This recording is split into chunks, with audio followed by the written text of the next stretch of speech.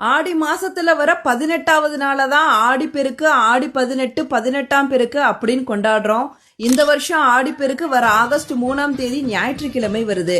நம்ம தமிழர்களோட பாரம்பரிய கொண்டாட்டங்கள்ல ஒன்றுதான் ஆடிப்பெருக்கு.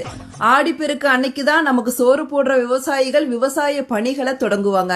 அதனாலதான் ஆடிப்பட்டம் தேடி விதை அப்படிங்கிற பழமொழியும் இருக்கு.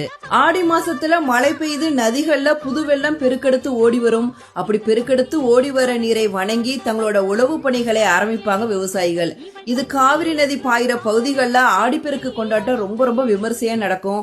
ஆடிப்பெருக்கு அன்னைக்கு புதுசா கல்யாணமானவங்க தாலி பெருக்கி போடுவாங்க. கல்யாணமான பெண்கள் தாலி கயிறை மாற்றிக்குவாங்க. அப்படி தாலி கயிறை மாற்றுவதற்கான நல்ல நேரம் என்னன்னா, தாலி கயிறு மாற்றுவதற்கான நல்ல நேரம் ஆகஸ்ட் 3ஆம் தேதி காலை 7:45 மணி முதல் 8:45 மணி வரைக்கும் இருக்கு. ஆனா ஆகஸ்ட் 3ஆம் தேதி காலை 9:45 மணி வரை நவமி திதி இருக்கு. சில பேர் நவமியில தாலி கயிறு மாத்த மாட்டாங்க, அப்படி நாங்க நவமியில தாலி கயிறு மாத்த மாட்டோம் அப்படின்னு நினைக்கிறவங்க ஆகஸ்ட் 3ஆம் தேதி காலை 10 மணிக்கு மேல 12 மணிக்குள்ள தாலி கயிறை மாத்திக்கலாம்.